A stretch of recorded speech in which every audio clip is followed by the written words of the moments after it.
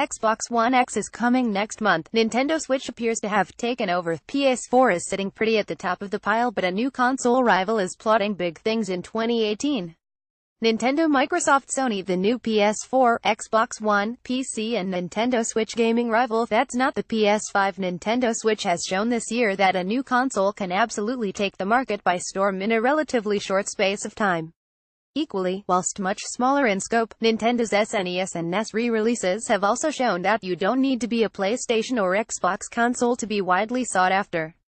Atari announced earlier this year that they would be releasing a new console device known as the Atari Box and aiming to launch in spring 2018. Following the big reveal, Atari CEO Fred Chesney boldly announced, "We're back in the hardware business." Equally, an email sent to Atari fan from the company also added, "Our objective is to create something new that stays true to our heritage while appealing to both old and new fans of Atari." This new Atari Box features sharp lines, a raised back, and a front panel that can either be glass or wood and allows for indicator lights to glow through the faceplate.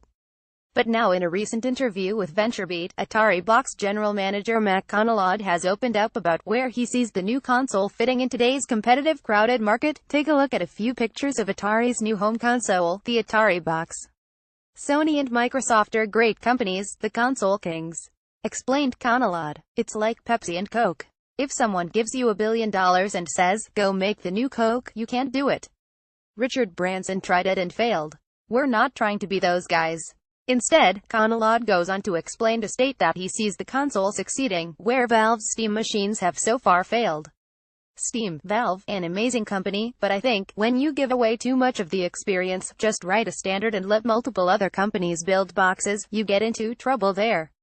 We want to be super open, but we also want to deliver an integrated experience for the customers that buy our box. They can plug it in, switch it on, and be playing one harmonious experience. The thing with Steam was you had so many people building the boxes at different prices and structures. It's cumbersome to do that in a unified way. We want to own this box. The design is something we spent a lot of time on, making it just right. We're also trying to get to a price point and an audience. We're going to be focusing on indie games. We're not looking for AAA development like Sony or Microsoft." Despite not aiming to compete with the likes of Sony or Microsoft, Conelod is keen to distinguish that the Atari will be open to using peripherals from those companies. "You could, but one of the things for us, back to the Sony Microsoft discussion, you can get a similar price and impressive specs there, but those guys are also good at hooking you into the monthly subscription service.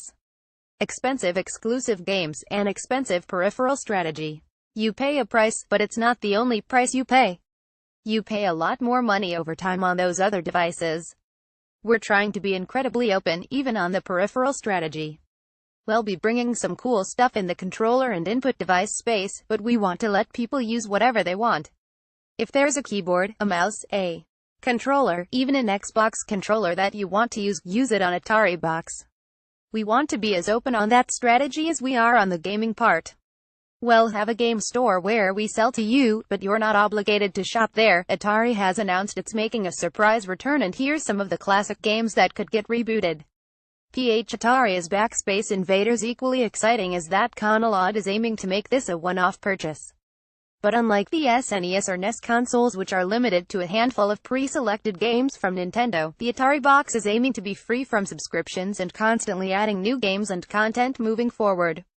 From a pricing point of view, that's a challenge. A lot of these other companies lose money on the box because they have a much bigger business strategy. They're taking the long view and hooking people over time.